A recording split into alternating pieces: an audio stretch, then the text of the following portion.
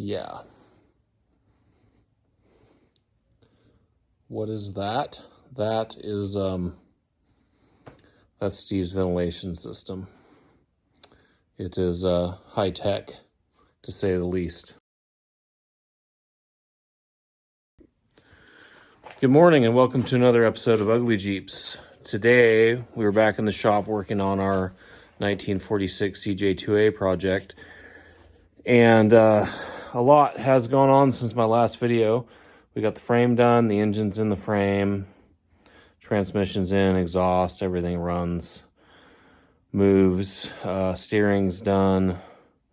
We moved on to the most fun and my least favorite part, which is doing the body work. And this is a new body, but that being said, it spent probably the last 22 years laying on its passenger side. So that side of the Jeep is pretty rough. I've gone through probably 2/3 of a gallon of Bondo already, just trying to get all of the stuff smoothed out and evened out, and that's what we're working on today. But I thought I'd do a little update and show you guys what we got done on the frame as well. So enjoy.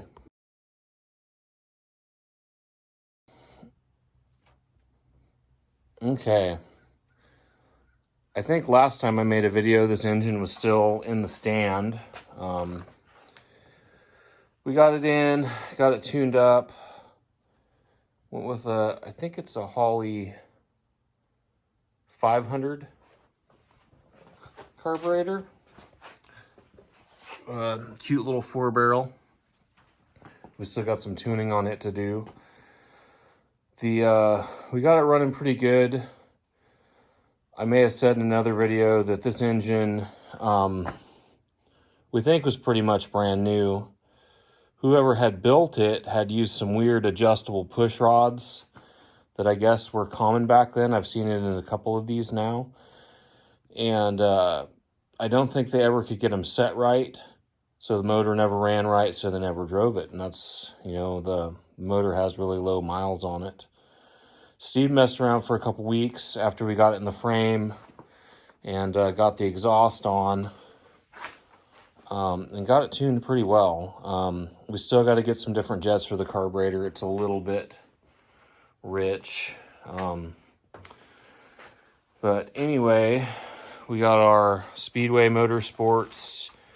Basically, I think it's a stock car radiator, racing, some kind of racing application. We got the guy who owns this also owns an auto parts store.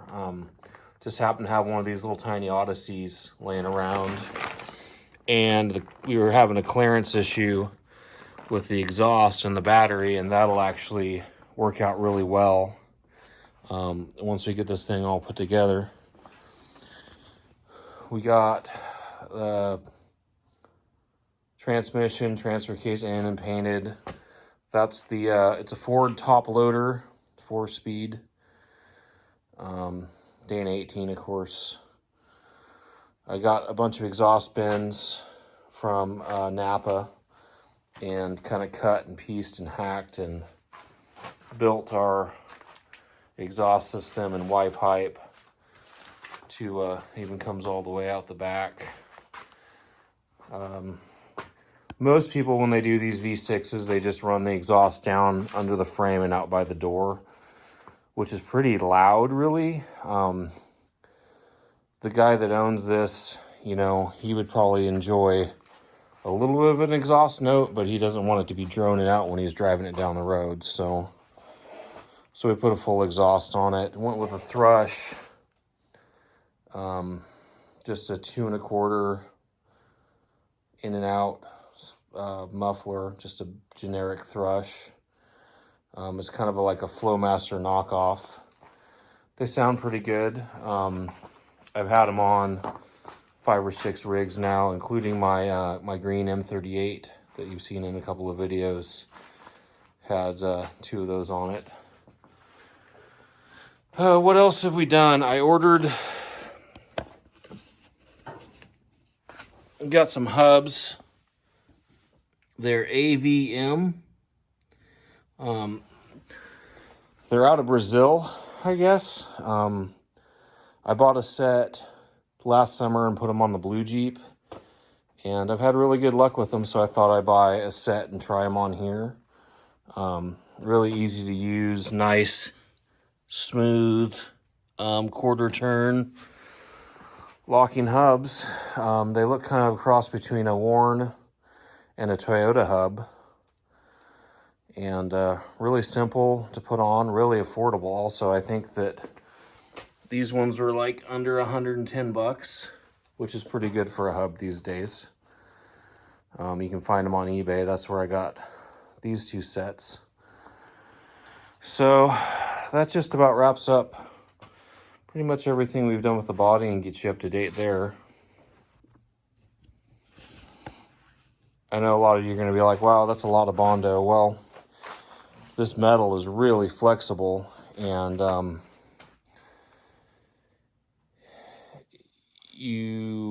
when you put a dent in it, you make a big dent, and you try to get that dent out, and then that dent's bigger, and then so on and so forth. So it's just kind of, you got to pick and choose your battles.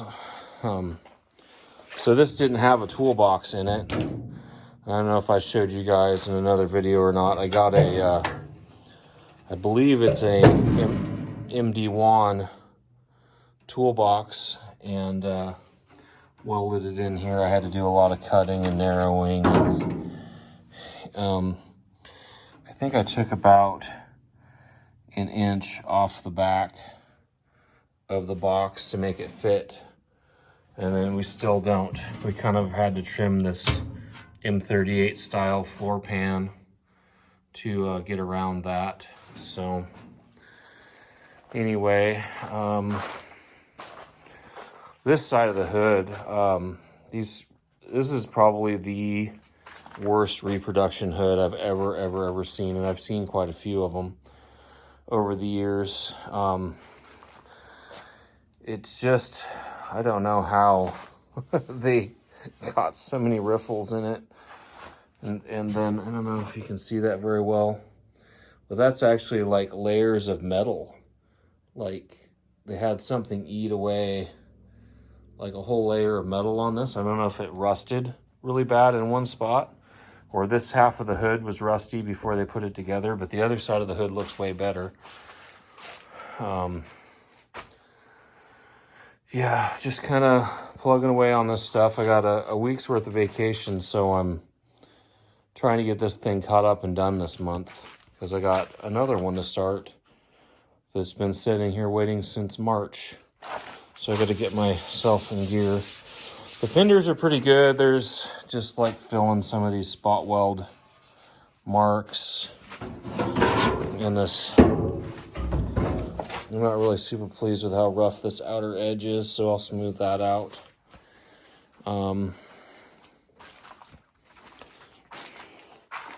The grill, I'm basically just filling a few spot welds, and the spots where I welded the M38 grill holes shut. Windshield frame actually turned out pretty good so far. This is there's two dents, one on each side, that I'm going to fill there. I'm going to leave all the spot welds on this, though, because it's just so tedious. Try to get them all, and it's not really a super main focal point, you know, so. And the tailgate, it had some rust, so I was working on it. Just kind of getting rust-free. Apparently, we forgot to do anything to it before we put etching primer on everything else, so. Driver's side is actually a lot better, but I just started working on it yesterday. I spent about 3 days now on the passenger side. 3 like 8-hour days. So driver's side's actually going a lot smoother. A lot of you can be like, well, why'd you fill that seam in? Well, they made these seams way overlap, which look like crap. So usually I wouldn't have filled that. I try not to fill any original body seams, but it's just the way that this body was put together. It looks so horrible that if I left that there, it would just be like an eyesore on the side of the Jeep. So we're going to do the bed inside and Herculiner on the floorboards and the bottom. Going to do the insides of the fenders and Herculiner, probably in the toolbox, stuff like that. We've picked out, or the customer rather, picked out gunmetal gray metallic is what we're going to shoot this in with. Pretty nice clear coat going over the top of it. So it should really shine well and look good when we're done. But other than that, that's about all I got for an update. Some people had asked me about this frame in other videos, and I think I may have touched on it before or not. This was an MD1 reproduction frame. We sourced through, I believe, CNS equipment. They're over in Tennessee. The only problem we've had besides that mount being in the wrong spot is the front drive line needed to be an inch shorter. And so we threw a tape measure on the wheelbase, and this is actually a 79-inch wheelbase instead of 80-inch wheelbase, which might throw some stuff off for people that are just going all stock components on these things. I had a gentleman message me in the comments saying that he bought one and one frame rail was shorter than the other and all this other stuff. And I can't remember if we threw a tape on that or not, but everything seems to be pretty much uniform that way as far as length goes. I'm thinking what happened is probably the spring mounts on the front end are back an inch further than what they needed to be for whatever reason. It's not probably going to bother us with all the modifications we've made to it. Everything is going to be, pretty good, and hopefully it drives straight down the road when we're done. But anyway, I think that's about all I got for today. I'm going to get back to sanding. You guys have a good one.